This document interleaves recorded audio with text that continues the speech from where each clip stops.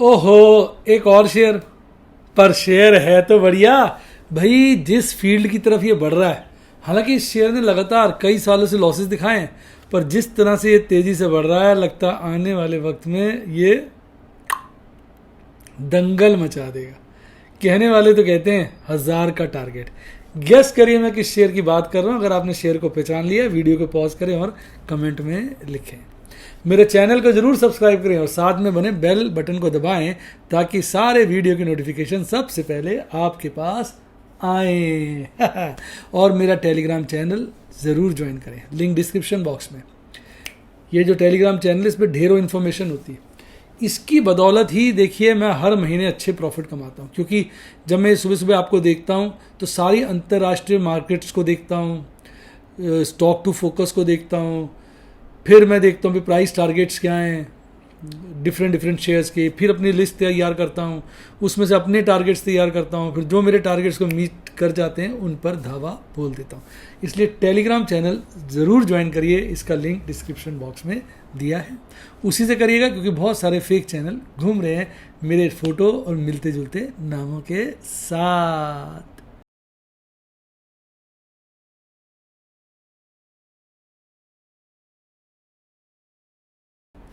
Hi guys, आपका स्वागत है आपके अपने show MKJ talks for investment in in in in Hindi में। कैसे हैं आप भाई? कार्यक्रम की शुरुआत करेंगे आपके सबसे प्रेफर्ड सेगमेंट, जिसका नाम है MKJ स्टॉक टॉक्स। ले आया हूँ आपके लिए एक बढ़िया स्टॉक, बड़े दिनों के बाद इसकी चर्चा कर रहा हूँ। मैं बात कर रहा हूँ टाटा मोटर्स की। अभी जब जैसा मैंने आपको बताया था मुझे गाड़ी लेनी थी, तो मैंने इलेक्ट्रिक व्हीकल मंगाया था। मैंने हुंडई की मंगाई थी कोना, टाटा की मंगाई नेक्सॉन। मैंने दोनों को टेस्ट किया। यार नेक्सॉन की तो ग्राउंड क्लियरेंस बहुत बढ़िया है, और जो कोना है हुंडई की, उसकी ग्राउंड क्लियरेंस इतनी अच्छी नहीं थी। तो जैसे ही मैं एक कहते हैं ना वो क्या होता है, स्पीड ब्रेकर से निकला, वो खट से लग गई। पर उसी स्पीड ब्रेकर से जब मैं नेक्सॉन से निकला तो कोई दिक्कत नहीं है। हालांकि ड्राइव स्मूथ कोना दे रही थी, पर नेक्सॉन का अपना ही लुत्फ था। वो जरूर इलेक्ट्रिक व्हीकल में बड़ा तेज भागते हैं, तो थोड़ी फड़फड़ा रही थी, क्योंकि ग्राउंड क्लियरेंस ज़्यादा है ना, और कोना स्मूथ थी क्योंकि ग्राउंड क्लियरेंस कम है। लेकिन भारत के हिसाब से हम सदा तो 120-40 पे चलाते नहीं गाड़ी, कम पे चलाते हैं 70, 80, 60, 100। तो उसके हिसाब से फिर ग्राउंड क्लियरेंस अच्छी चाहिए। और अभी मैं ऐसी मॉर्निंग वॉक पे गया हुआ था, तो मैंने एक घर पर देखा, हमारे वहाँ पार्किंग ना ओपन है, सब अपने घर के पार्किंग स्लॉट से वहीं लगाते हैं। तो मैं देख रहा था एक जनाब के पास जैगवार है, मर्सिडीज़ है, और रिसेंटली उन्होंने नेक्सॉन ली टाटा की। मैंने कहा यार देखो, इसका मतलब कहीं ना कहीं टाटा की ब्रांड इमेज बड़ी सुधर रही है। लोग जो जैगवार और मर्सिडीज रख रहे हैं, उनको भी कहीं ना कहीं इलेक्ट्रिक में नेक्सॉन पसंद आ रही है। तो भाई ये छोटी छोटी बातें होती हैं जो हमारे आसपास घूम रही होती हैं। कहने को तो ये बचकाना बातें, आप में से कई लोग कहेंगे क्या यार बचकाना बातें, ऐसा नहीं है। ऐसा जो सही फंडामेंटल इन्वेस्टर्स होते हैं वो यही कहते हैं, भाई आप अपने आसपास देखिए, अब उन कंपनियों में पैसा लगाइए जिनके प्रोडक्ट्स आप यूज़ करते हैं, जिनके प्रोडक्ट्स में आप देख रहे हैं एक बढ़त आ रही है। तो टाटा के पास अब इवन हैरियर देखिए कितनी ज़बरदस्त गाड़ी निकाली। हालांकि हैरियर और सफारी उनकी पेट्रोल में नहीं है, डीजल में है। अगर पेट्रोल में होगी तो और डिमांड बढ़ जाएगी, क्योंकि आपको पता होगा दिल्ली NCR में पेट्रोल की गाड़ी का लाइफ 15 साल है, डीजल का 10 साल है। तो ये सब बातें वो पेट्रोल में निकालने वाले। तो यानी कहने का मतलब टाटा मोटर अपने आप में, और ऊपर से लैंड रोवर और जैगवार का उनको कहते हैं ना आशीर्वाद मिला हुआ है, जुड़ी हुई हैं वो कंपनियां, उनके प्लेटफॉर्म्स, उनकी टेक्नोलॉजी। और आज तो मैं एक न्यूज़ भी पढ़ रहा था, कोई और कंपनी है उसने भी टाटा की इलेक्ट्रिक के चलते उसमें बड़ा निवेश किया। तो ये सब बातें देखते हुए मुझे तो टाटा मोटर बहुत अच्छा लग रहा है। मैंने रिसेंट इसमें बड़े दिनों के बाद फिर से पोजीशनें बनाना शुरू किया है। अब कई बच्चे लिखते हैं सर वो शेयरों की बात करते हैं जिसमें सर जो हैं, जिसके सर ने शेयर लिए होते हैं, सर जिनके शेयरों में फंसे होते हैं। अब एक बात बताइए, सबसे अच्छा प्रूफ क्या होगा? मैं आपको कहूँ फला चीज़ ले लो और मैं वो चीज़ ना लूँ, और मैं आपको कोई चीज़ को वो ले सकते हैं, अच्छी लगती है, मैंने भी ली है, तो ज़्यादा रिस्पॉन्सिबल एटीट्यूड क्या होगा बताइए? मेरा विश्वास है मैंने लिए, आपको नहीं अच्छा लगता आप मत लीजिए। मैं आपसे लेने के लिए थोड़ी कह रहा हूँ, मैं तो आपको बता रहा हूँ अपने विचार कि मैं क्या कर रहा हूँ क्या नहीं कर रहा हूँ। तो ये तो मैं इसको कॉम्प्लीमेंट समझना चाहिए कि भाई सर वो शेयर बताते हैं जिसमें खुद इन्वेस्टेड होते हैं, और जो बच्चे थोड़ा क्रिटिसाइज करना चाहते हैं वो इन्वेस्टेड की जगह फंसे हुए बोल देते हैं। भाई जब बाजार गिरेगा फंसेंगे, कौन से शेयर में कौन नहीं फंसा हुआ? सारे शेयर तो कितने गिरे पड़े। ऐसे वक्त में अगर अच्छे शेयर हम खरीद लेंगे तो जब बाजार भागेगा तो मुनाफा तो डेफिनेटली होगा। तो मैं तो इस सोच से ले रहा हूँ। और मार्च का महीना बड़ा अच्छा बीता और एक अच्छी प्रॉफिटेबिलिटी के साथ आज महीना खत्म किया, जिसकी चर्चा एमकेजे स्टॉक टॉक्स में भी करेंगे। आइए अब चर्चा टाटा मोटर्स पे केंद्रित करते हैं। आज टाटा मोटर गिरकर बंद हुआ 434 के लपेटे में। इसका अगर 1 ईयर का लो देखेंगे तो 270 के आसपास है, हाई 536 के आसपास है। और अगर आप इसके बाद 5 ईयर्स का अगर इसका मैक्सिमम चार्ट निकाल लेंगे तो आप देखेंगे बढ़ता है, और जब गिरता है तो डबल स्पीड से बढ़ता है, गिरता है तो डबल स्पीड से बढ़ता है, गिरता है तो अच्छी स्पीड से बढ़ता है। अब काफ़ी गिरा है और फिर भी बढ़ गया। तो मतलब शेयर में इलास्टिसिटी है, गिरता तो है पर चढ़ता है। अब ये जो पक्के उसने पुराने पीक बनाए 612 के अभी नहीं काटे, और जितना इसकी आजकल पोजीशन बन रही है तो मुझे तो लग रहा है एक बार ये 612 क्या 700 क्या 800 भी काटेगा। टाटा का खुद भी इस पर बड़ा फोकस है, इलेक्ट्रिक कार्स पर बहुत सारी बातें मैं पढ़ रहा था। चंद्रा जी की मैं आज भी कोई स्टेटमेंट्स पढ़ रहा था, company is working a lot on it. तो मुझे लगता है, कहते हैं जब कोई नई चीज़ आती है तो चीज़ें बदल जाती हैं। फ़ोन जब नॉर्मल आते थे तो नोकिया और सैमसंग का दबदबा था। जब स्मार्टफोन आए तो सैमसंग तो कुछ हद तक टिका रहा, लेकिन नए कंपनियों का दबदबा बन गया। वन प्लस, शाओमी, बहुत सारे आ गए हैं, मैं तो नाम ही भूल जाता हूँ, रियलमी, ये सब कंपनियां भी आगे निकल के आ गई, और एलजी वगैरह का तो सफाई हो गई।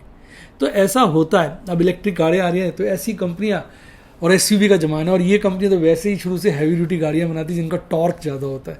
तो मुझे लगता है इनके पास एक अपनी, कहते हैं ना, हर व्यक्ति का एक दिन आता है, इनके दिन अच्छे आए हुए हैं, ऐसा मेरा विचार है।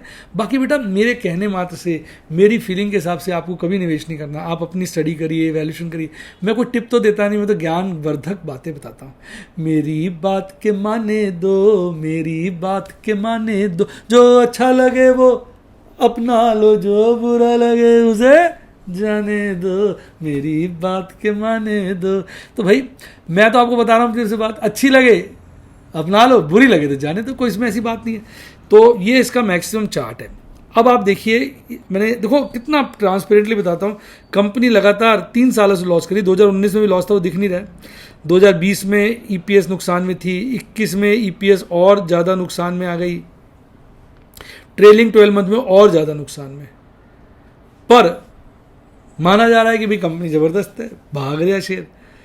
ऑपरेटिंग मार्जिन में सुधार आया, 7 से 13 हो गया, अब फिर 10 हो गया। अब कमोडिटी प्राइस भागे हैं, अब कंपनियां फिर से अपनी कार बढ़ाएंगी।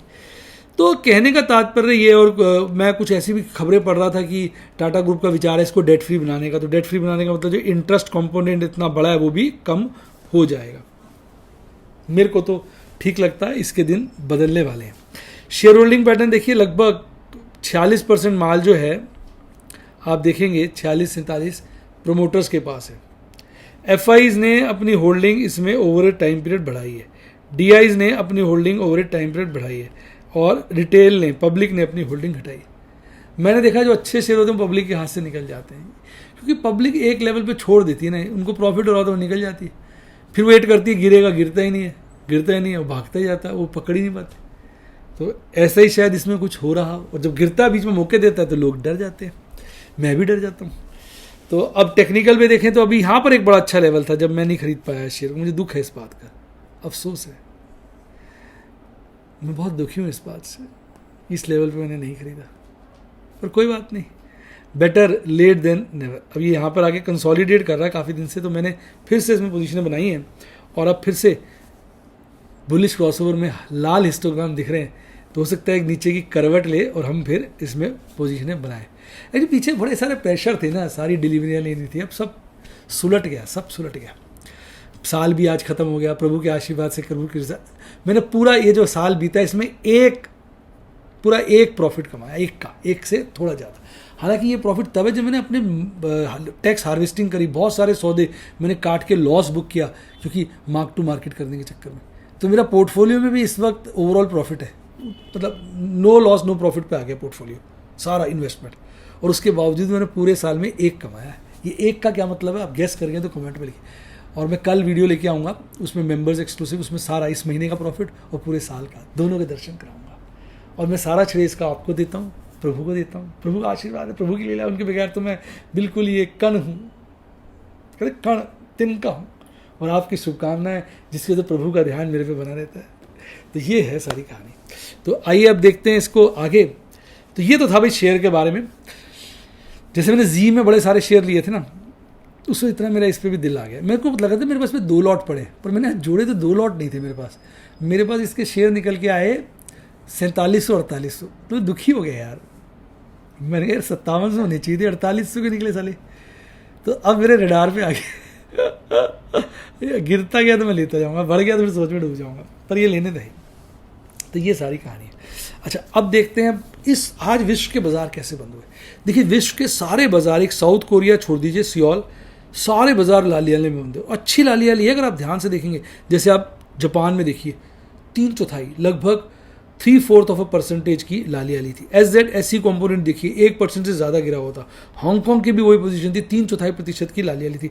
बाकी सब बाजार भी लालियाली में बंद हुए, भारतीय बाजार भी हुए। पर भारतीय बाजारों में निफ्टी 50 हल्की सी लालियाली में बंद हुआ। देखा जाए अगर इनसे कंपेयर करोगे तो इनके मुकाबले सबसे कम लालियाली आज निफ्टी 50 में देखने को मिली। सियोल छोड़ दो, वो हरियाली में बंद हुआ, और निफ्टी बैंक तुम्हारा हरियाली में बंद हुआ। तो यानी हमारे बाजार काफ़ी मैच्योर से हो गए हैं। देखो, पिछली क्लोजिंग थी 17,498 की, आज ज़्यादा नहीं 20 पॉइंट की गैप अप ओपनिंग करी। ओपनिंग करती आज ही सुबह पीक बना लिया था 17,559 का। फिर वो टिक नहीं पाया, गिरा, फिर चढ़ा, फिर लास्ट के क्षणों में एक बॉटम बनाया 17,435 का, फिर लड़खाता ऊपर गया, अल्टीमेटली 17,464 पर 33 पॉइंट गिरकर फ्लैट 0.2% के आसपास की गिरावट के साथ आपको बिना टाटा बाय बाय के निकल गया। आज जो शेयर भाग रहे थे, JSW स्टील, ब्रिटानिया, M&M, इस पर मेरी निगाहें लगी हुई हैं। आप चाहते हैं इस पर वीडियो लेके आऊँ तो बताइए कमेंट में। HUL, Tata consumer product, IOC, axis bank, सब भागे हुए थे। गिरने वाले पे अपनी बैंड बजवा रहा था हिंडाल्को, डिवीज, विप्रो, रिलायंस, डॉक्टर रेड्डी, आइशर और सिप्ला। तो यार ये दुनिया बड़ी विचित्र है, बड़ी विचित्र है। इसमें बड़े मौके मिलते हैं पर छूट जाते हैं कई बार। अब देखिए ये वाला गैप बचा हुआ है। MKJ गैप फिलिंग थ्योरी की चर्चा अगर निफ्टी 50 में ना की जाए तो कोई फायदा नहीं। बताइए क्यों? क्योंकि MKJ गैप फिलिंग थ्योरी मैंने बनाई सिर्फ निफ्टी 50 के लिए। कई बार बच्चे कहते हैं सर ये गैप फिलिंग थ्योरी तो बहुत है, वो तो बहुत सब चीज़ों के लिए है ना। मेरी जो थ्योरी है वो सिर्फ फोकस करती है निफ्टी 50 के ऊपर, और मैंने जो अपनी स्टडी करी उसके हिसाब से 90 to 95% टाइम ये सक्सेसफुल रहती है। ये देखिए, ये एक इधर गैप रह गया और एक इधर, ये गैप फिल होगा तो ये भी हो जाएगा। ये गैप बचे हुए आप देख रहे हैं, उसके अलावा एक गैप, अब यानी 3 गैप रह गए, 1 2 3। तो ये आशा दे रहे हैं बाजार गिरेगा, बाजार गिरेगा और 1 नंबर गैप फिल हो गया तो भाई साहब बड़ा चक्कर पड़ जाएगा, बाजार काफ़ी गिर जाएगा। इसी चक्कर में ना बहुत ढेरों पोजीशन नहीं बना पा रहा मैं, बना तो रहा हूँ, ढेरों नहीं बना। अदरवाइज मेरा मन है FNO में 100 पोजीशनें बनाने का, पर मैं कहूँ यार अगर मैंने अभी बना ली 100 और ये बाजार गिर गया फिर तो मैं बना नहीं पाऊंगा। और आपको पता है मैं कंजर्वेटिव ट्रेडर हूँ, तो सोच समझ के चलता हूँ, 2 पैसे कम कमा लूँगा, नुकसान नहीं करना। अब देखिए आप इसके MACD चार्ट पर, तो कल हरा हिस्टोग्राम बना था और आज फिर से लाल। RSI वैसे भी मजबूत है 59 के लेवल पे, बाजार में अभी तो मजबूती है। अब नया हफ्ता शुरुआत होगा, महीने की वीकली एक्सपायरी दोनों खत्म। 17,464 पे बाजार हुआ, बंद हुआ 17,500 पे, देख लो। वहीं कॉल का और पुट का अभी तो इंटरेस्ट ओपन जो है हाईएस्ट वही है। इस वक्त तो बढ़िया स्ट्रैडल बन रहा है, तो यानी अभी बाजार ने कोई मूड माहौल नहीं बनाया है अभी। तो ये कल थोड़ा सा इसकी पोजीशन ज़्यादा क्लियर होगी। और ये मैडम लेके आई हैं अप्रैल की एक्सपायरी का, तो अप्रैल भी 17,500 भी देखेंगे, ओपन इंटरेस्ट हाईएस्ट है, टोटल मैक्सिमम इंटरेस्ट भी वही है। तो अभी ना ये नया हफ्ता शुरू हुआ है, अभी तो शुरू कहाँ हुआ, कल से होगा ना। आज तो पुराना हफ्ता एक्सपायर हुआ है, कल से शुरू होगा ना, तो कल जाके इसमें सही पोजीशनें नजर आएंगी। और वही बात मैं इसके लिए कहूँगा, वीकली तो ओवरसोल्ड लग रहा है और मंथली ओवरबॉट लग रहा है।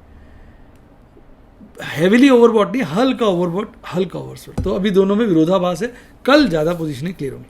और हमारा नटखट निफ्टी बैंक निफ्टी 50 को छेड़ता हुआ, इठलाता हुआ, जीभ दिखाता हुआ हरियाली में कहता तू तो लाल मैं हरा। तो भाई आज ये 0.11% चढ़कर बढ़ा।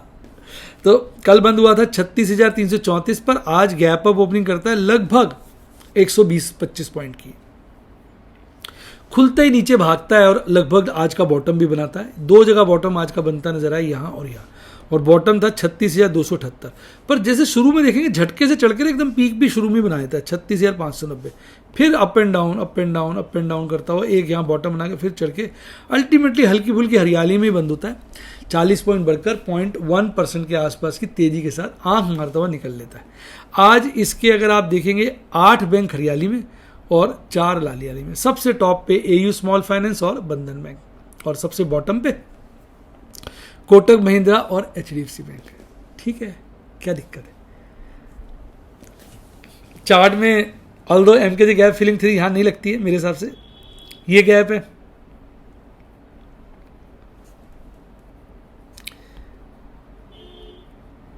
ये गैप है, गैप छूटे हुए हैं। गैप कह रहा है दिल पुकारे नीचे अरे अरे जल्दी से नीचे आ मेरे साथी। एक यहां भी हल्का सा गैप रहा है, देखिए। अब पता नहीं ये फिल हुआ है कि रह रहा है, फिल हो गया वाला, तो इसने फिल कर दिया था इस कैंडल, है ना। डेटा चेक करो, या हल्का सा रह रहा है या फिल हो गया। ये वाला गैप जो है ना इधर का, ये शायद इस कैंडल ने फिल कर दिया, देख लेना एक बार। पर एनीवे ऊपर भी चलो गैप रह रहा है। अब चार्ट पर तो क्योंकि ये 200 दिन के EMA से नीचे और एक बड़ा खतरनाक यहाँ पे इंडिकेशन बन रहा है, 50 डेज का EMA 200 दिन के EMA को ऊपर से काट रहा है, इसको बोलते हैं डेथ क्रॉसओवर। ऐसा जब होता है तो इसका मतलब बाजार में खासी कमजोरी है, खासी गिरावट आने वाले वक्त में देखने को मिल सकती है। ये एक अच्छी बात नहीं है, बस थोड़ा सा फर्क क्या है कि ये शुरू से ना इसका गैप बहुत ज़्यादा नहीं है। अगर इसका गैप ऐसे होता और ये ऐसे काटता फिर तोते उड़ जाते।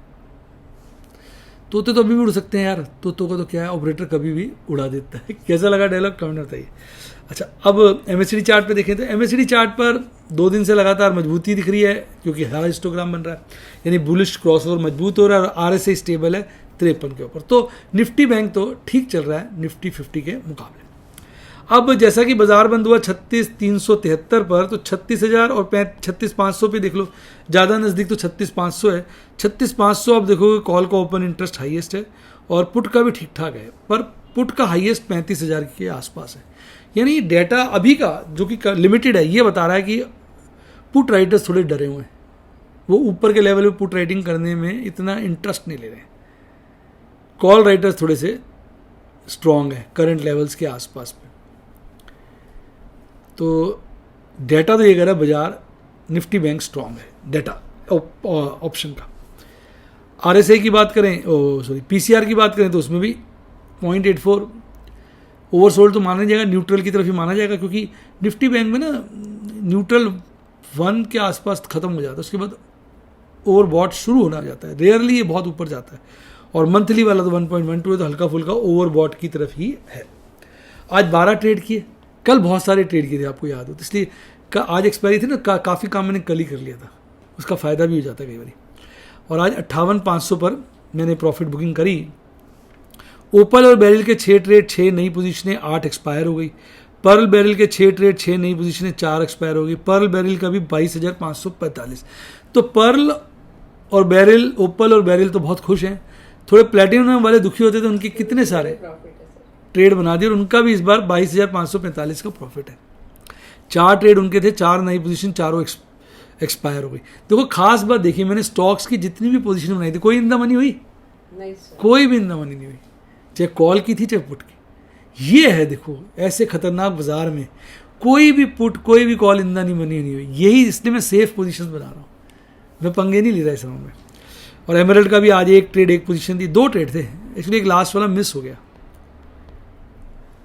टाटा मोटर मैंने 2 बार खरीदा था, 2 अकाउंट में अलग अलग, तो एक मैंने शेयर किया था, एक नहीं किया था, रेट वही था, तो इसलिए 2 ही माने जाने चाहिए, या एक भी कह सकते हो। डायमंड और सफायर के आज 3 ट्रेड थे। अब देखिए ये सारी मेरी पुट और कॉल एक्सपायर हुई। देखिए HDFC लाइफ एक्सपायर हुई, भारत फॉर्ज एक्सपायर हुई, इंडसइंड बैंक एक्सपायर हुई, जुबलियंट फूड एक्सपायर हुई, मन्नापुरम एक्सपायर हुई, टाटा मोटर एक्सपायर हुई। 6 पुट्टे आपके सामने हैं, सारी की सारी एक्सपायर। और भी है मैडम कह रही है, ये एक अकाउंट में थी, दूसरे अकाउंट की अगर आप देखेंगे पोजीशन, ये 2 पुट्टे HDFC, AMC, हिंदुस्तान यूनिलीवर, सारी एक्सपायर हो गई। बढ़िया, मन जो है ना बाग बाग हो गया। तो ये थी आज की सारी कहानी। और इंडेक्स्ड एफएनओ की तो मैंने कल ही स्क्वायर ऑफ कर दी थी, सारी प्रॉफिट बुकिंग कर ली थी। आज 2 कॉलें थी, मैंने एक कॉल को स्क्वायर ऑफ कर दिया, एक को रोल ओवर कर दिया। तो आज मैंने एफएनओ में काम नहीं किया क्योंकि मैं आज आराम से बिताना चाह रहा था वक्त। अब कल मैं इसमें नए ट्रेड करूंगा। तो देखो बेटा, सारी चीज़ें रिवैम्प हो गई हैं, एक बड़े झटके से उभर आए हैं, बाजार की गिरावट को सह लिया है, साल 1 के प्रॉफिट से निकाला है। गेस करिए मैं 1 क्या हुआ, फटाफट कमेंट में लिखिए, मैडम भी मुस्कुरा रही हैं। लाइफ का हाईएस्ट प्रॉफिट इस साल कमाया। हालांकि मैंने जबकि इसका आधा जितना कमाया, इसका आधा मैंने लॉस बुक किया है पर्पजली। बाजार गिरता है, जरूरी नहीं लॉस बुक करो, जो हमने कमा लिया वो मैंने पर्पजली बुक किया ताकि मेरी आइटम्स मार्क टू मार्केट हो जाए। इसको टैक्स हार्वेस्टिंग बोलते हैं, क्योंकि जब तक हम बेचेंगे नहीं, लॉस बुक नहीं करेंगे तो लॉस का एडजस्टमेंट नहीं मिलेगा। तो मैंने उनको करके, अब मेरा पोर्टफोलियो ओवरऑल हरियाली में ही है, एक में थोड़ा लॉस आ रहा है, एक में थोड़ा प्रॉफिट है, ओवरऑल प्रॉफिट में, यानी इतनी गिरावट के बावजूद। अब जैसे बाजार भागेगा, जैसे बाजार भागेगा, जैसे बाजार भागेगा, हर तरह से होल्डिंग में भी प्रॉफिट आएगा और ट्रेडिंग तो हमने अब अच्छे लेवल पे शुरू कर ही दी है। इसको सबको देखने के लिए, समझने के लिए आपको बनना चाहिए मेरा स्टूडेंट, क्योंकि मैं टिप नहीं देता, सिखाता हूँ। इसके लिए सब्सक्राइब के साथ ज्वाइन का बटन आता है, यूट्यूब पे ठोक दो, वहाँ से आप मेरे स्टूडेंट बन सकते हो। व्हाट्सएप पे नंबर है 7011-323-077, इसके द्वारा आप मेरे स्टूडेंट बन सकते हो। और टेलीग्राम चैनल का लिंक भी डिस्क्रिप्शन बॉक्स में। अच्छा डीमेट अकाउंट खुलवाना है तो मैंने डिस्क्रिप्शन बॉक्स में लिंक दिया, उसी से खुलवाइए और मौज बाहर बनाइए। अगर आप नए निवेशक हैं उनसे खुलवाइए, मेरी गुड विशेष है, प्रभु का आशीर्वाद, आपको सदा मुनाफा होगा। बच्चे ही कहते हैं सर आपके लिंक से हमने अकाउंट खुलाया था तब से प्रॉफिट भी है। और टेलीग्राम चैनल का लिंक भी डिस्क्रिप्शन बॉक्स में। इसी के साथ साथ bye bye, God bless you, happy investing, और आप स्टॉक मार्केट के बेताज बादशाह बने।